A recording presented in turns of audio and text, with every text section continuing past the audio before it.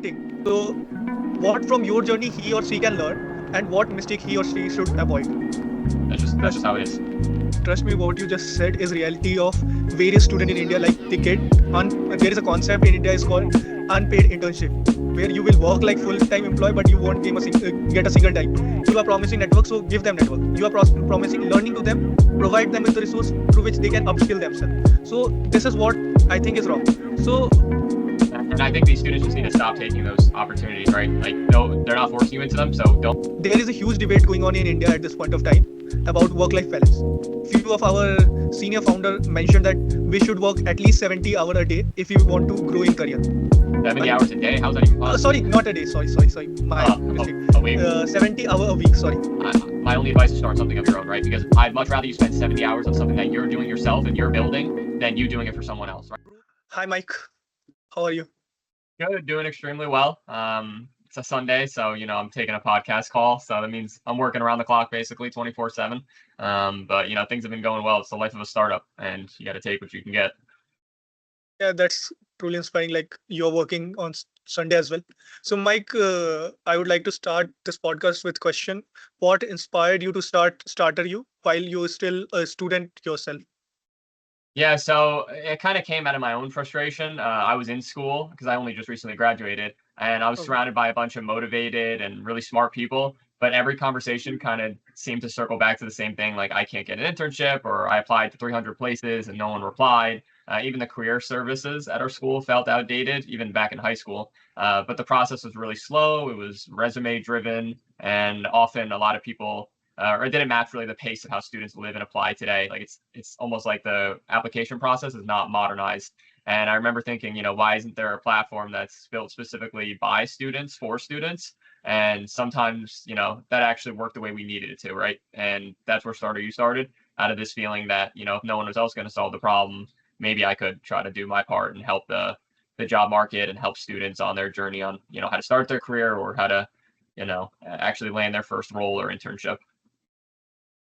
By the way, I love the way you turned student challenge into business opportunity, and that helps thousands of other students. So my second question is going to be like, uh, many students have ideas but struggle to turn them into real business. So what was your first step from concept to action? Like how you implemented those go-to models? Yeah, so my first step was really to not talk, or I guess it was to talk, not really build. I asked classmates first, what's the hardest part about finding a job? I did a bunch of student surveys and interviews with like people I knew and asked them questions. I was like, what has really been the hardest part of the job search process for you? Whether it's, looking online for a job or using the career center at your school or doing some in-person networking. And then I asked local businesses and schools. First, I asked businesses, why don't you hire more students? Because that was kind of the biggest misunderstanding. I didn't really know why, companies didn't look to hire more students. Instead, they look for really experienced, high-up professionals when you can start hiring really cheap and students can turn into full-time hires. I would think taking a student route would be a lot more smarter. That's what we did. And that kind of gave me real world validation, right? Once I saw the demand on both sides, students were telling me the problems with the job hunting process, and businesses were telling us that they didn't really understand the real value in hiring students. I kind of just built the simplest version possible. It was really, we just dumbed it down to a job board. Because I planned a way bigger ecosystem at first, but then I was like, let me focus on the most important thing. Is it the education aspect? Is it the mentorship aspect? Is it, courses and things like that? No, the biggest thing is them actually wanting to land a job. So instead of adding all these extra features and fluff to the platform, I was like, let me just dumb it down to just helping students find roles, whether it's internships or jobs or volunteer roles or these niche kind of student categories, just to help the students get employed and help the employers list simple jobs for the students that they can apply to easily. And it wasn't perfect, but it worked enough to prove that, there was demand. And that's really all you need is in a startup is just something to go off of, something to prove that there's demand. And from there, you just have to explode as much as possible and push it out and ship. That was quite insightful. Like apart from this, like my next question would be, what was the toughest challenge which you faced in early days, and how did you overcome it? Yeah, it was definitely credibility just because of the student founder. You walk, the people I'm meeting with are like higher ups in school departments and employers who are, CEOs and founders of 20 plus years. And obviously they see a kid who just graduated come out and they're trying to build something that has zero credibility yet because we haven't launched yet, we have no users, we have no revenue. There's all these things that kind of bring doubts in their minds, and they're like, oh, that's cool, that's great, the mission you guys are doing, but is this actually a serious product, is this actually viable? And that was tough, but what got me through it was traction, right? If I could say, well, 100 students have already signed up and I already have 3 companies who are joining and are going to be making hires through our platform, suddenly it wasn't just an idea, it was real. And the shift from trying to convince people with words versus showing them with actual results and statistics was kind of a game changer, because anyone can say anything, but until you actually have proof and case studies and testimonials and things like that, then it doesn't mean anything. Interesting. Like I had similar kind of roommate in my undergrad, and he's also doing well, and his business idea is also similar to you. Like he also found difficult in his story was also similar. Like he also found difficult in placements, and then he opened his company, and now he's helping students throughout his career journey, starting from high school to masters. So Oh, I know you are passionate about it. So for every founder there is one favorite success story. So can I know, like, do you have a favorite success story of a student who landed an opportunity through starter you? yeah, honestly, there was one that kind of stuck with me. It was a student who got her very first internship through Starter U. She applied to dozens of places before and didn't even hear back at all. And through us, she got connected to a small local law firm, and she landed the interview. And she only had to do 2 interviews. One was a phone call, and then an in-person interview. And honestly, she did great in the role, and it eventually turned into a full-time job. And she later told me that Starter U was kind of the first place that took a chance on her, and that gave her an opportunity to actually land even just an interview. And that's because she wasn't competing with, hundreds of thousands, if not millions of people, like how you see on LinkedIn and these other job platforms where they're kind of open to the public and non-students. It's kind of a lot better when you're just competing against people your age or other students in your local area. It kind of niches down, and it gives them an actual chance to be seen when applying to roles. And the chance of you getting an interview is a lot higher than if you were to apply somewhere on LinkedIn or Indeed or some of these other platforms, just because you're competing against a global world of people from all ages. So this kind of niching down and closing off the platform really helped her a lot. And it was kind of one of the first people who landed a role through us. So it meant a lot to me because that was one of our first success stories. Oh, that's also interesting. Like literally, uh, I think you mentioned you have 3 companies. You started like, sorry, We you started have with. three. Huh. So, like, where do you see starter you after 5 years? Like how it is impacting community and how it is inclusive, how it is giving back to community in the sense. Yeah, where do we see it in 5 years? Well, basically, we want to be global, right? Right now, we're only starting with USA students, and that's just to make it easy on us for scaling wise. Like, obviously, I have nothing against bringing on international kids from everywhere, but it's just we need to take things slow and actually make sure we establish ourselves first. But of course, we want more campuses and universities involved, especially more high schools, which I really want to focus on because the high school market in the US gets very, very underutilized and they get left behind. Colleges have a lot of resources, but high schools get really left behind. And kind of the immediate goal is probably nationwide expansion first throughout the US, becoming that kind of default career platform for students across the US. But long term, obviously, we need to be going global because the truth is, kind of students everywhere face the same challenges that the US kids face, and the future of work is global. So, why shouldn't a student in New York collaborate with a student in Canada, and a student in Canada not collaborate with a student in Australia? That's where I really think we can make a real impact, is connecting these kids with other students from different areas and different companies too, because we have companies from all over. Like we have companies from all different countries, not just US. So the kids at least get experience dealing with companies from different areas. So that means you deal with different cultural backgrounds, and you're dealing with you get to learn the job market in that area, the industry, because obviously the tech industry is not the same here as it is in India or as it is in Norway. You know what I mean? There's Hmm. differences, right? Different companies, different rules, different regulations. So, that we're just trying to expose the kids to as much as possible at an early age. This is quite like you are thinking about inclusivity. So my next question will be about how are you ensuring inclusivity and access for student from diverse background in your company?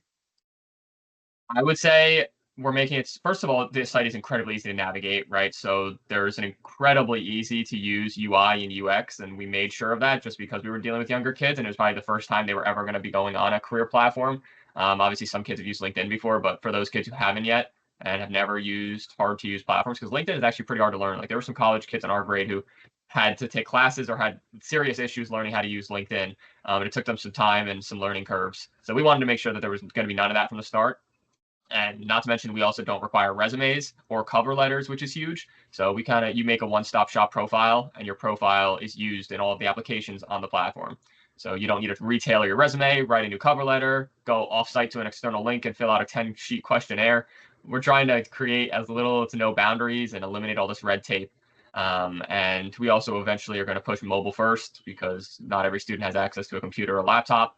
And we're also being incredibly affordable. So we're also being inclusive and helping out the employer side as well, because we bring on nonprofits and startups, and a lot of the big job board companies don't really have places for these smaller companies who have low budgets or who can't afford to be hiring a ton of students or hiring expensive people. So we're almost also inclusive for employers too, just because we're incredibly cheap for them. And we also kind of cater towards them with their needs being, hiring students a lot easier and cheaper. So we help out both sides. Okay, like from here, I want to add something in your point and want to ask a question about this. Basically, what you are doing is you are removing resume from whole process. Fine, Yeah. and that that help to meet real talent with industry. So, in this, what role do employers play in shaping the student experience on your platform? Yeah, honestly, the role for them is what we want to be is more than just a job board, and I want them to be more than just job posters. And I say this to them in every single employer meeting that I have with new employer partners.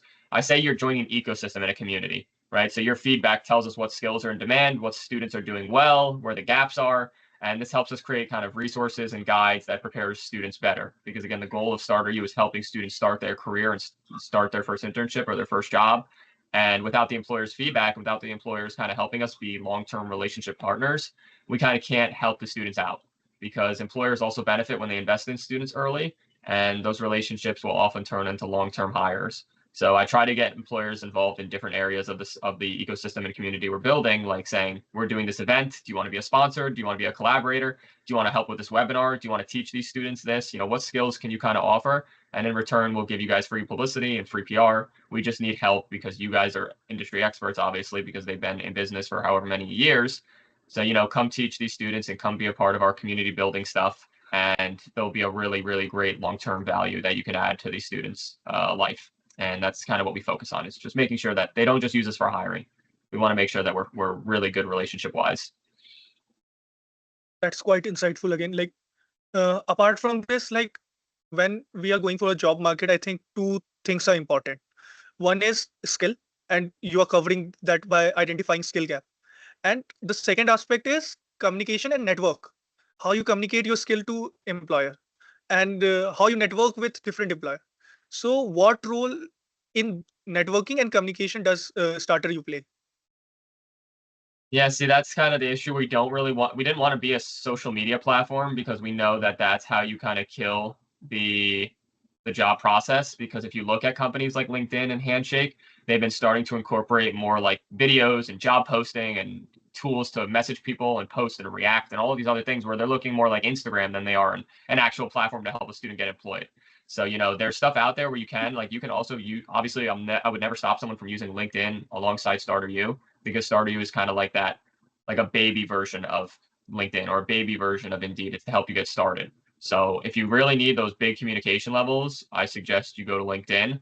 For us, we're just here for the education side and for actually landing a role regardless of the company. Because, like, I don't know if I said this, but we don't really focus on big corporate companies right now, because obviously those people post their jobs on corporate boards that they have, like their own internal job boards, and they also post on 13 different websites. The people who post on our site are really just exclusive partners and smaller companies who don't have the budgets to post in multiple places, or wouldn't have the manpower to kind of navigate all these different social medias and keep track of applicants on LinkedIn, or be able to afford to pay for those job postings. So we're kind of just for your startups, your small businesses, your medium-sized companies, your nonprofits, all of these companies where they kind of fit this threshold of, budget wise and manpower wise, meaning like how many employees they have. So we're great for them. And for the communication side, again, we hadn't really focused on it, just because we're dealing with younger kids.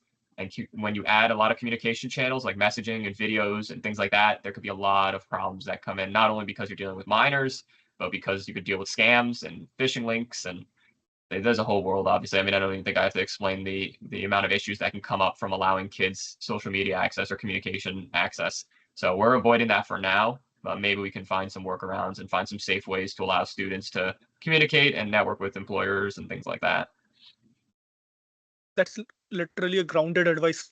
Like, then recently, like in India, the market situation is like computer science jobs are good, and doctors are produced here in huge number. And like when I was in my high school, at that point of time, it was said that these two career opportunities are those career opportunities which can transform your life and can raise you from a lower level to can take you to a higher strata of society. So ultimately the result of these thought process was that like a lot of my friends went to this place called Kota, which is in Rajasthan in India, and there they prepared for college entrance examination. It is like for engineering, it is there is an exam called JE, joint entrance exam, and it is considered as among top three most difficult exam in world, not just India. Oh, So and they also the faculties and staffs are not focusing on learning, rather than they are just focusing on solving problems in numerical terms. So they are like they are killing the feel of education as a whole. So for those kind of industry, they thrive on results rather than the process. So how starter you as a s- uh, how starter you as founder of starter you will advise that what should be the approach of student for their career, like instead of going through a rigorous competition, should he focus on skill more or just on the process which is designed by our education system? yeah, so I would not rely on the education system at all. I think you have to almost guaranteed start something of your own, like even if it's not company wise, just doing your own projects and doing your own individual skill building things by yourself, right? You should almost take on a project at least once a year and start something, even if it's with your friends, and just build. And I think that unfortunately, the education system mainly teaches theory, and especially in the U.S., there isn't much real world experience that you can get from being at school. They don't really have actual skill building things that translate to the workforce and things like that. So I would try to do things on your own as much as possible and do things with your friends, whether it's, starting a small e-commerce store or doing reselling or getting into stocks or crypto. Like there's all these things that you can kind of just test, even if you don't want to go into them full time. You should still be building your portfolio as much as possible from a young age. And that's kind of what Starter You helps with, is getting started as early as possible and building your own portfolio, because just having your degree is not enough, right? You need internships, you need projects, you need some entrepreneurial things, you need involvement in school, getting involved in organizations or clubs or being leaders in those clubs and organizations. You kind of need to build almost a personal profile of yourself besides what school offers you. The things that that school is offering you is just a very small portion of what your portfolio should be. Like I pushed my education to the bottom of my resume. It was almost irrelevant. And I had a really great GPA. But again, none of that really matters at all. Again, I guess if you're going into what you just said, like the doctor route, it's going to matter a lot more. But if you're looking even in the tech world, I don't think it's going to matter too much. I think your projects that you do and, you know, different programs you build or different apps you do, even if it's by yourself and even if they're not successful, it doesn't matter. It just shows that you were taking risks and initiative. And I'm sure companies would much rather hire someone who has an entrepreneurial spirit and is creative and risk taking and willing to do things independently on their own than someone who just, can only rely on when you're given instructions, or someone who really can't think for themselves and is just able to just follow the directions. I'm sure they would much rather a free thinker and someone who's independent and creative. I mean, that's what we do our hiring process on. Like, I'd much rather see you with a diverse project range and doing all these different things on your own than someone who just had great grades in school and didn't really do much else. That I don't really care about. That's literally knowledgeable. Like another question I would like to ask: if you had a unlimited resource, what's the dream future you would add to starter you tomorrow? Like if you have unlimited resource, how will you implement your objectives of starter you? I'd probably build let's see. I think I'd like to see a global project marketplace. So imagine logging in and instantly being able to kind of join a project with students and employers from all around the world. So you get real world experience, you build your portfolio, and you make international connections all from your dorm room.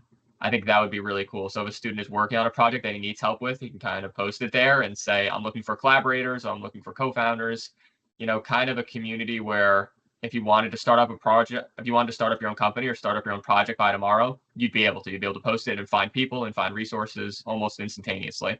I think that would be really awesome because the project building to me, project building is probably the most important thing. Like I'd much rather see you start to build your own projects and things like than go to school and take classes and do all, or even just get a regular job. Like I'd rather see you guys build something. That was always the most fascinating to me. It's people building. Like if someone is starting his entrepreneurial journey today, so what from your journey he or she can learn, and what mistake he or she should avoid? Good question. So, some starting advice. Well, of course, the first thing is you should be building as fast as possible. You should not be waiting. There is almost no reason to wait. You should be there. There's not literally with all the AI stuff now. There's no reason and no real barriers to stop you from starting today. So, first thing I would do is probably find someone close or someone who is kind of in that tech realm or business realm or whatever you want to build. But just find someone who you think would be a good fit because building alone really sucks. The second I found my co-founders, things were 10xing speed wise, productivity wise. I was able to bounce ideas off of them. I can ask for their opinions. I can help with delegating work. There's no reason to not bring someone on. So the first thing I would do is probably find someone and kind of go through some ideas that you guys might have on some cool projects. You could probably get some ideas off of what people are posting about on LinkedIn or maybe asking ChatGPT. Like there's a whole bunch of ways you can kind of, I mean, obviously these don't have to be major, big ideas. You could start with something really small and then just start building, right? So there's a bunch of free programs. You don't really have to use any money at all. I started everything out for free and speak to mentors as well. So find a team, find platforms to start building on, and then find a mentor as well. So those are like really the three things you need to get started. And from there, you'll start to figure everything out. Maybe start finding some communities who are like-minded, like some startup ecosystems or some entrepreneurial, Reddit threads, Discord servers, LinkedIn communities, WAP communities. It's a whole bunch of things. You just got to do your research. I mean, again, no one can really force you to start. You have to do it yourself. So if you really are that serious, then you'll find a like-minded individual and get started, and you can find mentors online as well. They made it so easy now to find people to speak to. You could literally DM anyone on LinkedIn and just say, I'm building this, I'm doing this. I see you have experience in this industry, or you've built something similar. I'd love to pick your brain, or I'd love to talk to you for 5 minutes, 10 minutes, and 90% chance they will say yes. Obviously, again, I'm speaking from experience. I've probably spoken to more people this summer than I have the past 4 years in school, and met more people just from this summer. And that's all just from like, look how I found you. We did LinkedIn DMs. That's all it takes. All it takes was just sending a message. It couldn't be any easier. Literally, it could not be any easier. I also started this podcast so that I could improve my communications. And literally, There you I go. have tech skills. I am pursuing MBA, but I lack in communication. So I wanted to grow my network, and that's why. Nice. Then I Genius. would like Genius. to ask a subsequent question on this. Like, what skill did you personally have to develop quickly as first time founder? Like, just it is just a Yeah, being a CEO. I mean, obviously, I don't have the first clue of what it takes to be a CEO and actually manage over people. I've done it in smaller scale because I was able to be like club presidents. I was able to run different small businesses and small startups, but I wasn't really managing over people to the scale of an actual company ever.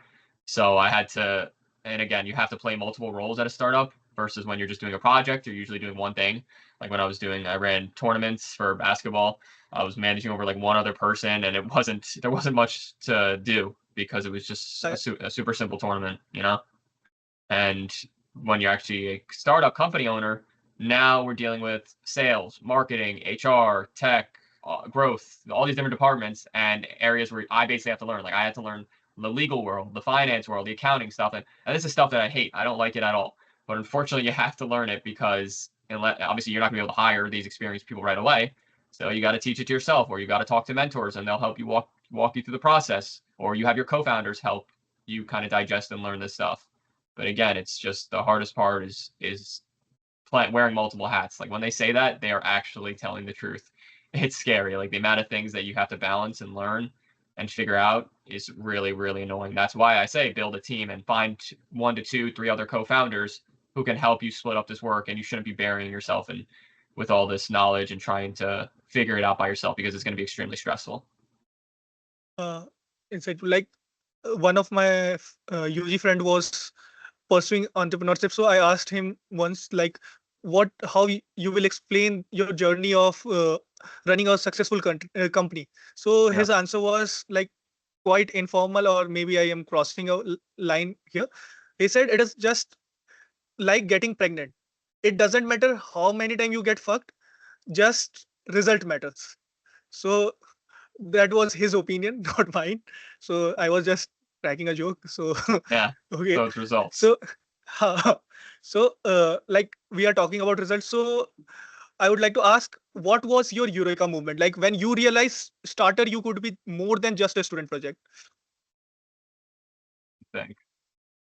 It must have honestly been this summer, because when you're doing a sales process and when you're actually talking to people, if you're hearing a lot of people who are saying, "And this is not really something I'd be interested in," or "I don't really see the value in this," or "I wouldn't use this," if you're consistently getting those responses, you need to pivot or you need to stop and do something else, right? But when I was doing my interviews and when I was doing my surveys and when I was talking to companies and students and schools, 90% of them were saying, "Yes, I would use this. Yes, this is something we need. Yes, I see the value in this." And obviously, if you're hearing responses like that, it'd be almost stupid not to continue. So the first thing I would do is kind of continue pushing this out and shipping as fast as possible because speed is what matters. Because after you speak to people about something you're starting up, it's in the back of their head, right? It's still fresh in their mind. So you can't wait on it and then wait a year later and then launch it because now people completely forgotten about it and probably something else has another company's came in and filled in that gap, right? So if you find a gap and you hear that people are saying yes, this is an issue, or yes, I would love to look into this and get involved with this, you have to do it as fast as possible and ship as fast as possible. And that's kind of all that matters is speed and getting feedback and failing fast and learning and growing from there. Nice. So like as a founder or running an organization, you need a team, a good team, and one of the most important part of that team is your co-founder. So how you convinced your co-founder and team to stick with the idea during difficult times? That's a great question. Honestly, I don't know. I don't know why they stuck with me because we didn't really have much traction from the start. It took us almost a year to get everything fully built out. I think it was just the fact that they knew that this was going to be something special and it wasn't like this was a full-time demanding job. It was just something they could do on the side while most of these kids were still in school or still had jobs. They didn't really care. They didn't see it as, why would I quit? So I made sure to pick people who would be there for the long term. And even if they wouldn't get immediate satisfaction, like immediate results, or immediate money back or users onboarded, we needed to spend a year doing this R&D and testing and figuring out which way we actually need to pivot. And it took us a year to figure out. And that almost sounds like what the hell were you doing for a year? It almost seems like it was our fault and that we're terrible entrepreneurs. But no, the process is actually incredibly long. It does take a long time to figure out what's the right route you need to take and what are the right customers you need to be targeting and what's the right product vision for your company.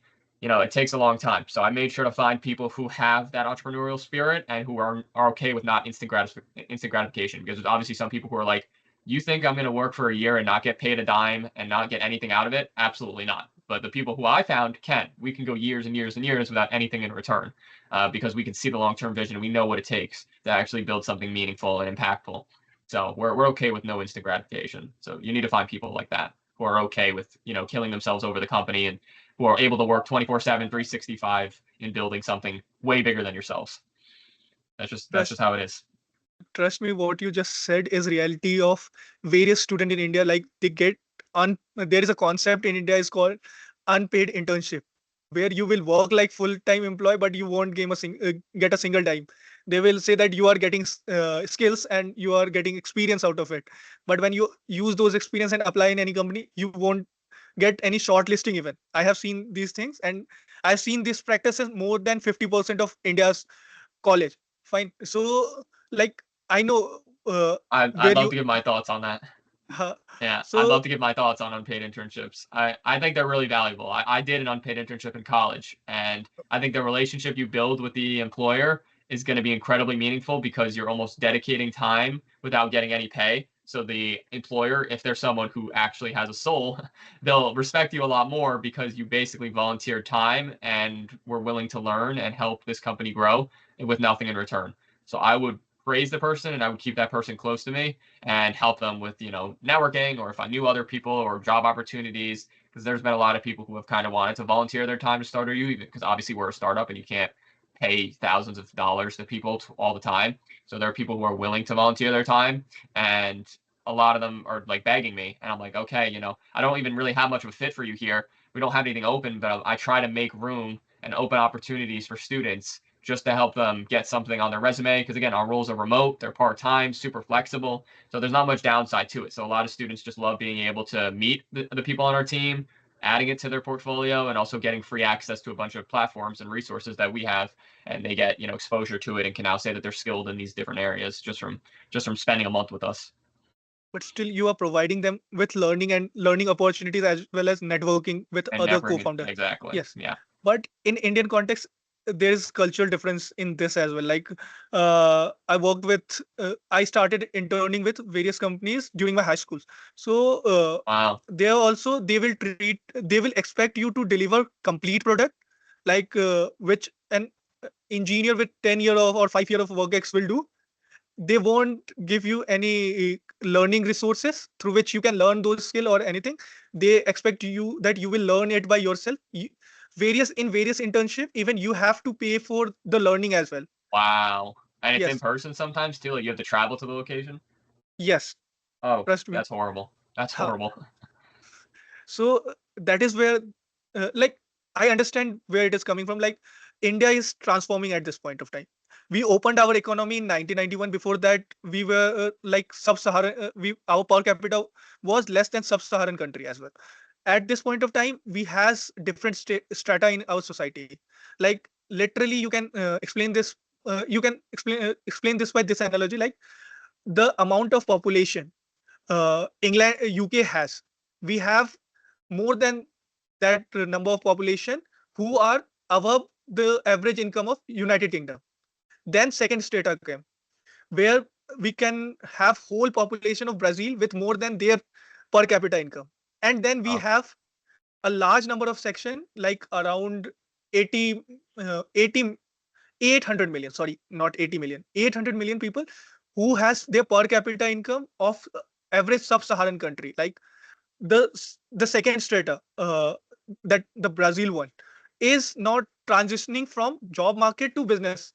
So they are trying to exploit those who are from sub-Saharan region, and in name of just giving them skill set or network, they uh, tell them that we will provide some networking to you, but they don't help after that. Like once you leave that organization after your internship, there is no calling back. If you want to work with them for full time, like there is state in India, it is Bihar, and there where you can find one district, like one county has per capita income of around 19,000 INR.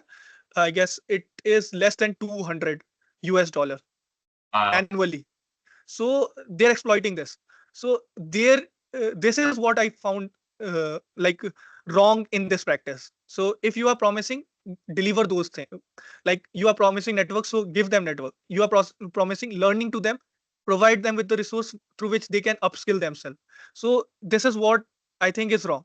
So And I think these students just need to stop taking those opportunities, right? Like, no, they're not forcing you into them, so don't take them. If they're going to be doing those things, don't even basically, don't even give them the peace of mind. Don't no, apply to them and leave them. basically in India, if you have to complete your undergrad, you have to do a mandatory internship. And as our per capita income is very much less than what is in West, so the job market is that they don't hire, big companies don't hire that much intern. Like we have a population of 1.5 billion, and our average age is less than 30%. Like at this point of time more than 70% of people are less than 25 years of age. So guess the number of intern every year our college or education system produces. And trust me, like around, if I'm not wrong, 50 million student graduate every year in India. So Wow. number of interns uh, are available in market are huge, and that couldn't be catered by our job market. So these exploitative practice is there because of this demand and supply issue. So Makes sense. uh, huh, that's why our government is at this point of time forcing startups Yeah, you need to to create take them. jobs. Huh. And like they are like till 2014 the average mindset was we will complete our graduation and then we will pursue job. But when this problem started erupting, and it was at one point it became so severe that more than 85% of students were unemployed. Like if you are not Wow. engineer, you are not getting any job in India. That was the scene. So then our government decided that we should push startup. And in last 10 year, around 1.6 million new startup has been registered. And Uh-uh. like in location like Mumbai, in Delhi, around 70,000 startups have been registered. So this situation is gradually improving, but still this practice is more or less there. So what are your takes on this? Like what should go as a founder, what should be the responsibility of founder to ensure that their talent which is interning with them is ready for market and to start their corporate journey?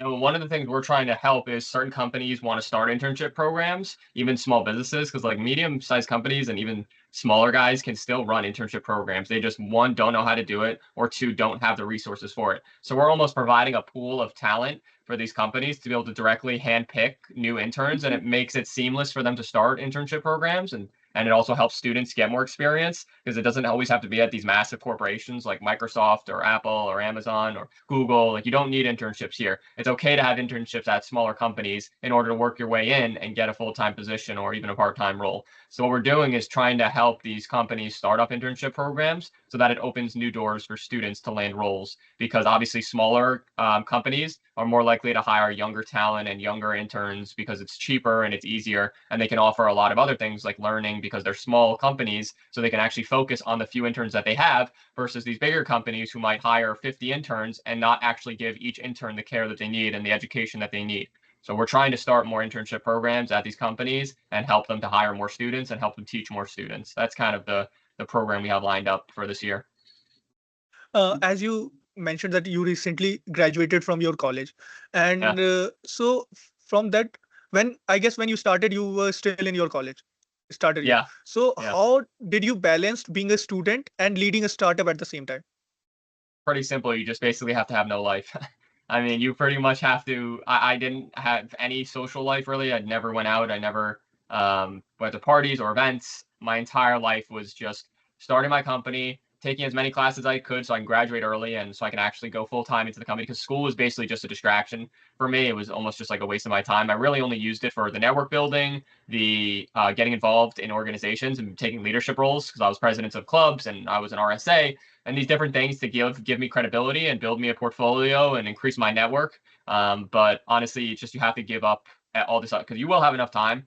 And whenever people say I don't have enough time, I never believe that. You always can find time to do something else. I was doing like 8, 9 different things on my last semester of college, and obviously, it's your last semester. Usually, you would think to enjoy it or do something else. But no, that was prime time for me to almost go full in and all in on this, because while you're at school, you have access to a lot of resources. So I was speaking to lawyers that were teachers there, like law teachers at the school, and I was asking them incorporation questions, legal questions. I was asking the finance department teachers about accounting rules and doing the books and bookkeeping for a company, and a bunch of other things. But I was basically using the teachers to my advantage and using the resources at my school completely for free because I went there. Right. So I was leveraging the network that the school offered before I graduated, because once you graduate, it's going to be way harder to get in touch with these people and utilize these resources because you're out of the school and you're no longer paying. So I made sure I doubled down on my efforts and talked to as many people as possible and got involved as much as possible. And that really helped shape the starting stages of the company. If I didn't start it at college, I think it would have been a lot harder. If I started it after school, it would have been a lot harder because I wouldn't have had all those people and all those resources to contact and connect with. uh, Interesting. Like apart from this, as a founder, as you being a founder, I would like to add one question to it. Like there is a huge debate going on in India at this point of time about work-life balance. Few of our senior founder mentioned that we should work at least 70 hour a day if we want to grow in career. 70 Like, hours a day? How's that even possible? sorry, not a day. Sorry. My mistake. A week? 70 hour a week. Sorry. And for reference, those company is giving salary of around 2000 USD per annum to an engineer. So is at this pay, this kind of demand is justifiable or not? No, no. And again, I never really wanted to speak on, because our company doesn't deal with like 30-year-olds looking for full-time jobs. So I'm not really that experienced in that department. I'm more so like someone who's able to talk about that first internship or your first job, your first part-time small seasonal gig, you know what I mean? Or landing your first role to build your portfolio. I don't really have much experience about like people getting underpaid at 30 years old working 70 hours a week, because that's not the point of our company. Like those are people you can ask about on Indeed or LinkedIn or monster.com or all these other job board sites. Like we're mainly for young kids and mainly for young students who are really, really desperate and willing to kind of step into the world of jobs and don't know where to start. And we're kind of providing that stepping stone. But yes, obviously that is incredibly unrealistic. The amount of pay for those amount of hours. Again, like my only advice is start something of your own, right? Because I'd much rather you spend 70 hours on something that you're doing yourself and you're building than you doing it for someone else, right? So it's pretty simple. Just find something to do for your own and stop working for those people, because what they're doing is incredibly, incredibly unfair. And it's a waste of your time. You could be always think about how you could spend your time most wisely. That's how I live my life day to day. Is how can I be spending every single minute of my life to almost, max efficiency. And if you're doing that amount of hours for that amount of pay for someone else and gaining nothing out of it, that almost seems like you're doing it to yourself and you need to get out of there. That's just my point of view. But again, I don't know, because I'm not part of the big older people job market area. That's not my expertise. Younger kids and younger stuff. Yeah, in my opinion also, like, the if someone, you expect someone to work 70 hour a week, then you should also ready to share profit with them, like, Yeah, that's because without a doubt. But again, uh, if they're not doing it, you got to get out of there, because it looks like they're not going to change. So I would leave. yeah, You know what I mean? And I uh, know you're saying that they don't have many other opportunities or many other places to go, but that's why you can start something of your own, which is why it's great that so many startups are popping up in India. I think that's great. yes, that is precisely why new startups are emerging in India. Yeah, Like, uh, as I am a student of information security, I'm pursuing MBA in information security, and I had a background of cyber security as well. So, as I can clearly see from your product, that you are dealing with a lot of child who are minor, or a lot of young talent who are minor. yeah. So, being a founder, how you are managing their data, and you are ensuring their privacy. Sorry, you are ensuring their privacy, and how, what are the controls you are taking in order to safeguard their information? Yeah, so first of all, if you're a minor on the site, you're part of a partnered school. So we're working with your school, because obviously if you're in college, you're not likely under 18, or really it's really under 16 that really matters in the US. But honestly, if you're 16, which is the minimum age allowed on the site, you're at a high school that we're partnered with. Otherwise, you wouldn't be able to make an account on our site. Like we don't allow it.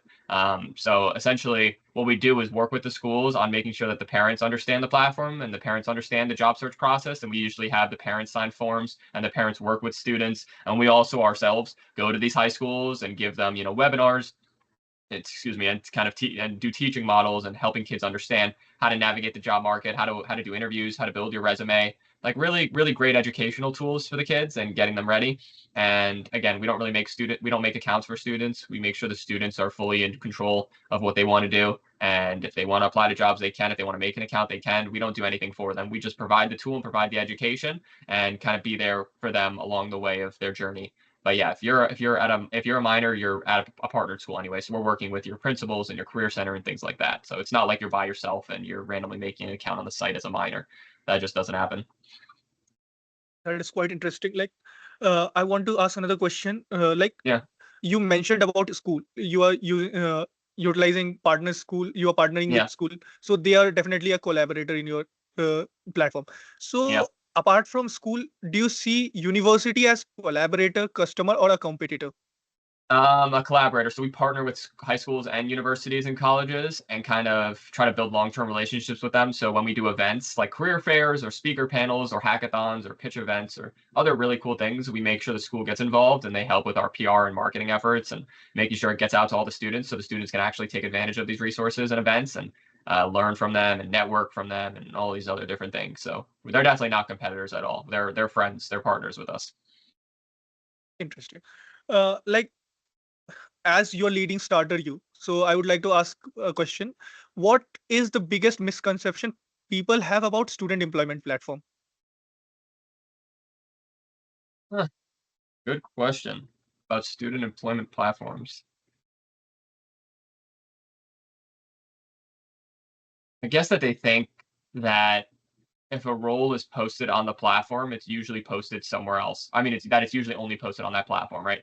So if you're on a platform applying to a role, if you think that that's the only place it's been posted or that's the only place they've been hiring from, that is incredibly incorrect. Very, very, very wrong. Most employers are outsourcing from multiple different locations and have databases of thousands, if not tens of thousands, of resumes and profiles and contact information of different people. So when you're applying to a role at these bigger sites and these bigger job platforms, unfortunately, it's like throwing your resume in the Grand Canyon. Like it's almost never going to get seen, and the chances of you actually getting hired is very slim to none. So you really have to rely on either niche, smaller boards and smaller communities and ecosystems, or working with your school on finding a hire, or networking your way out of it and doing referrals and things like that. But just dumping your resume on a massive platform at a massive company is very, very unlikely to get any results. And that's kind of the biggest misconception is that people think, oh, I'm applying to this role. There must be almost no one else applying, and I must have a pretty good shot at it. But you don't, unfortunately. Interesting. Most job applications are just hiring funnels that just collect data. Most people just post jobs to give the impression that the company is growing, especially on LinkedIn. Yeah, I have seen that practice. I have noticed like various time you will find some job posting on LinkedIn, and then when you ask someone for the referral of that job, you will find that that company is not hiring. The general answer I get from one of my HR friend is like either company is trying to get public, so they are showing that they are having a lot of business, so that they can make their positive image before listing. And Yep. the second answer which I got was like most of the consulting company does this practice because they want to show their potential customer that they are having a lot of projects going on, so they require a lot of uh, new employee for this. So these were the two reason which I got from few of my HR friend or my They're totally seniors. right. Yes.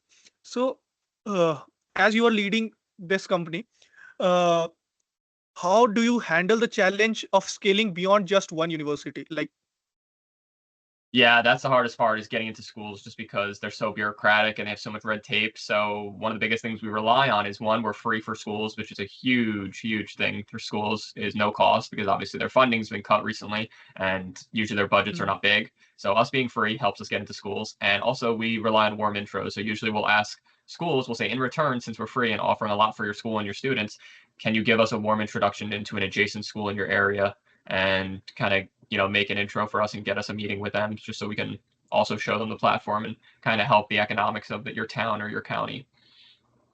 interesting. If you like in your case, you can easily get introduced to other school in your county. But in India, most of schools are private and mostly managed by independent organization rather than a Help. centralized. Okay, here's what And I would do. I would get students at the schools first, get them to join your ecosystem because that's what we're going to be doing. The schools that we can't reach or get into, we're getting students to sign up to the platform and be our partners and be interns for us, and then they help us get into their school or at least get an introduction to their career center. So first target the students at that school and come up with a game plan on how they can introduce your platform to their school administrators or their career centers or their counselors, and it'll kind of work your way in and snake your way in through the students. interesting. You know what I mean? Uh, it is for me like I'm learning a lot of things while making a conversation with you. Like for me, I'm getting a lot of cultural differences. Like for me, US is what I learned from Hollywood movies. And Yeah, that's very wrong. yeah, I know they are wrong. Like I can give you example about Bollywood movie. What they mentioned is not even 2% of India. Trust me. Mostly in most of the movies, India is represented either a land of what elephants or other thing. Uh, yeah, this is reality we have to deal with, and this is a stereotype which are made against us. But All the in media. reality, The media controls it. trust me. But in reality, India has India is probably one of those countries which have all the seasons. Like we have summer, we have winter, we have We have a season for rain as well. We call it a monsoon. We have spring, autumn. We have 5 seasons. Apart from that, our diversity is like the coldest region in our country is around has a temperature of minus 60 degrees Celsius, and at the same time, hottest region records a temperature of 50 to 60 degrees Celsius, positive to negative. Like there is difference of 120 degrees Celsius throughout year, and Oh, we we have around more than 7,500 languages. That is recognized languages. Leave about what dialects we speak. Like even we cannot like most of Indian don't know how much diverse our country is, and we are often misunderstood with accent. In West, our representation is like that. Like m- yeah. even in India, if I am speaking English, my accent will be different than the person who is residing in South. Fine, and who is residing in West. So what are your take on these kind of stereotypes as a leader? Yeah. Language barriers don't really affect me too much. I take time to kind of learn and understand, and I know that they're coming from a different background and they're trying to learn a new language. Like I can't speak any other languages, so just the fact that you're speaking English already shows that you're someone who's definitely more smarter than By me. the So go ahead. by the way, English was my third language. My Wow, primary sweet. language is Maithili. Then I learned Hindi to be part of Indian diaspora or speak those language, and then English is my Yeah, third so language.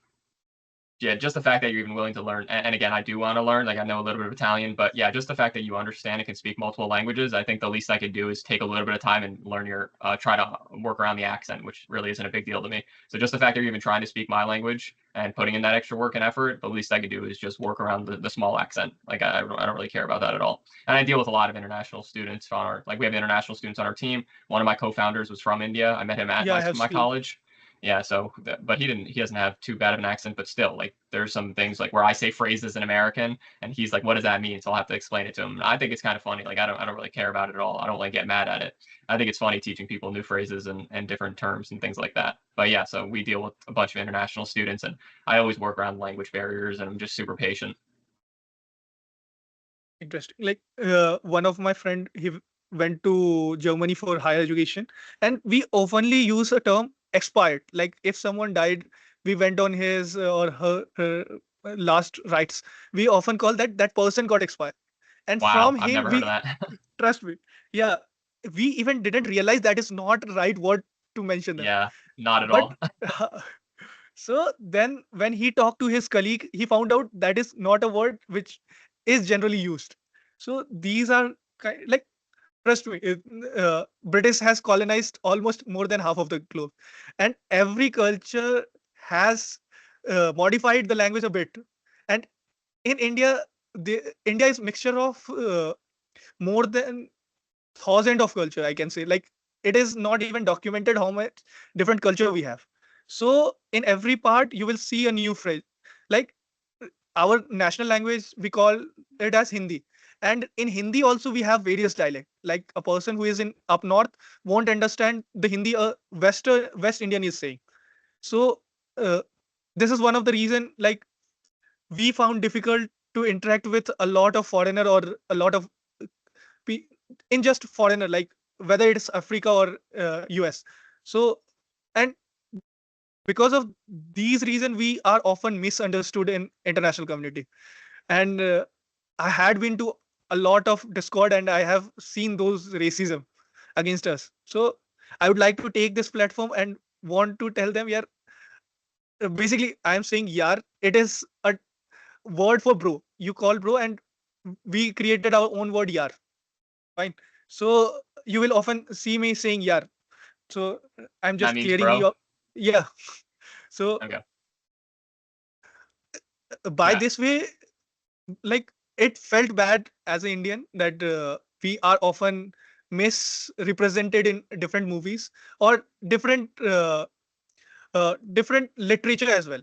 So as a leader, what are your take on this? Like how do you try to can help in solving these issues? Yeah, I mean, again, I always just try to find people who are able to understand the different cultural differences and don't really care about them. Like you just see everyone as the exact same, which is how I see basically everyone. Like I don't even see different cultural differences at all. I really just see everyone as the exact same. I just think, can you be an asset to the company and do you want to learn? I think of almost just in terms of business, which is unfortunately not a lot of other people. They'll like to see different things like your accent or your color or other stupid things that don't matter at all. But yeah, so unfortunately, you just have to find those type of people. And I made sure to only hire those type of people and bring those people in the company and in the environment so that when people who are international students come in, there's already a group of people who also share the same views as, oh, there's going to be cultural differences, there's going to be language barriers, but who cares? It's really not that big of an issue. So we're just going to work around it and move on, and let's just focus on building an amazing company and not let stupid cultural things, make there be issues or make there be, barriers or things like that. So we just move through them, and I make sure to pick people who are very open-minded and patient and, willing to learn. So it's all just about Int- finding those type of people. that's But well said. unfortunately, Like, yeah, there's a lot yeah, of issues. uh, I know what you mean. yeah. Like, as many Indian students aspire to study in US, fine. Then how can Starter You support them in their journey? Yeah, well, if you're a student with a .edu email, you can make an account on the site, right? So there's obviously a lot of international students at universities in USA. So I've already seen them. Like we opened our early access sign up and we have over 3,000 students who signed up. And I was scrolling through and I saw a decent amount of international students. So they already know they're going to be able to utilize Starter U. But basically, if you're a USA student, like you live in the USA and you go to a university or a school in the USA, you'll most likely have a .edu email, so you can make an account on the platform. However, if you're a student like in India or in Canada or in Brazil, you sadly won't be able to make an account because, like I said, we're focusing on just we have to niche down first. It's not like we're a massive billion-dollar company and we can expand everywhere. First, we have to actually make a name for ourselves in the United States because that's where we're from. So obviously, that's where we're going to start. It wouldn't make sense to start a company out in the middle of nowhere when we have no one out there and we have no experience and we know nothing about it. So first, we're starting and making a name in U.S. We can still help international students because a lot of them are in the U.S. so they can still utilize Starter U. But yeah, then eventually we will expand throughout the global. But again, employers can still join. If you're an employer from anywhere in the world, you can join and hire students because we want to expose those students to different international barriers and different languages and different cultural differences, things like that. That's how kind of we're processing it. And I do have to go shoot another YouTube video soon. So if you want to get one last Okay, question in, fine. if that's fun. One last question I would like to ask. If you could Yeah. hire one dream mentor or advisor for Starter You, who would Oh it be? God. Oh, oh my gosh. I honestly, let me think about that because funny enough, my first mentor ever was someone who was Indian, and I met him in the U.S. and he was incredible and was able to, and it didn't impact that he was from India at all. He still was an amazing mentor and helped us shape our business, and he gave incredible advice. But I guess the number one person I would look for mentorship is honestly someone who has experience in all of the backgrounds and all of the industries and all of the departments because usually most mentors I was finding were these one trick ponies and I really need someone who kind of has background in sales and marketing and growth and tech and legal and HR. So someone who was like me and in my position who learned all of these different areas and had to wear multiple hats so they can help give me advice on all these different areas because I would rather someone who's just at every department than someone who's just an expert in one department because when you're starting a company there's a whole bunch of things you need to learn and figure out. So to be able to have a mentor who has background and experience in all of these different areas, even if they have international experience of dealing with like people outside the US, that would also be great. So I would want someone who's like above average in every single category and every single department and can help advise me on how to do our books, how to incorporate, how to do a go-to-market strategy, how to build a sales team, what tech platform should we host our company on, all these different things that they'd be able to advise on. So I want someone who's incredibly well-rounded and well-versed. Interesting. One last question before Yeah, ending sure. this podcast, I would like to ask a book, podcast, or movie that shaped your entrepreneurial journey. Oh God. I think I have to go with The Social Network. I don't know if you know that movie, but Yeah, I have seen that. Like, easily, yeah, easily one of the greatest, not only greatest movies of all time because of how it was shot and the score and how it was directed and the actors. It's it's probably top three, if not my second most favorite movie of all time. But it taught me so much because it honestly is pretty correlated to what we were doing, right? I started building it in college. I was finding co-founders like Mark Zuckerberg did, and we're trying to figure out the ropes of how to go to market and get it out to students, because their target audience was students. They were advertising to Harvard EDU, and they started with EDU emails. We were starting with EDU emails. They're trying to get into schools. We're trying to get into schools. So it's almost like 1-to-1, right? And it also shows me what not to do as an entrepreneur, right? Because all the terrible mistakes that Mark made just shows you that you really have to do your research and you really have to understand what to do before making the expensive mistakes and getting sued down the line millions and hundreds of millions of dollars. So it teaches me what not to do, what to do, and it gives me a real life, like, oh my gosh, I see myself in this movie. Like, it's really cool. It's like three-dimensional. So it's my favorite movie, and it has been. I saw it like over 7-8 years ago, and it's still to this day. I've rewatched it probably 60 times, and I just love it so much. So that is my number one movie that has really shaped my mindset and really kind of made me think differently about the world of entrepreneurship. But also Shark Tank. Shark Tank is massive in helping me understand terms and lingo in the business world, but also what it takes to pitch and what a good idea looks like and what a bad idea looks like and what a good founder looks like and what a bad founder looks like. So Shark Tank and Social Network were the two things I absolutely love and adore. Okay. With this question, I would like to conclude this podcast, and I would like to say thank you for your precious time. And I got Yeah, to learn a lot of things as business student, which I haven't otherwise learned in classroom. Like and it's yeah, better to learn with experience, and I would hope we will remain in touch with each other on at least on LinkedIn. connected. In near future, I would also like to start my entrepreneurial journey. So for the Beautiful. same, I would love to get guidance from you, or I would to love to be a mentee under you. So Yeah, hope and absolutely. hopefully, yeah, yeah, complete you. And and I wanted to say one thing. Keep doing this. Just continue to do interviewing people, DM other startups and founders and CEOs, and ask them to just have some time on your podcast, even if it's other Indian founders too, just to hear from people in your own cultural background too. And you should also be targeting other people outside your area too, so you can hear about the cultural differences. But keep doing this because it's not only building your network, but you're also learning a bunch of stuff, and all of it's completely for free. So that's all I got to say is continue to do this. It's very smart. We do podcasts and interviews too, and it's very smart. So if you can mention where people can find you, Yeah. what are your social media handles? Yeah, so LinkedIn is definitely the best. Just look up my name, Michael Berlingo, or if you look up Starter U on LinkedIn, you'll see me pop up and connect with me. I connect with every single person. I've never denied a single connection request in my life, and I've never not answered a DM in my life, or at least I've not clicked and read it.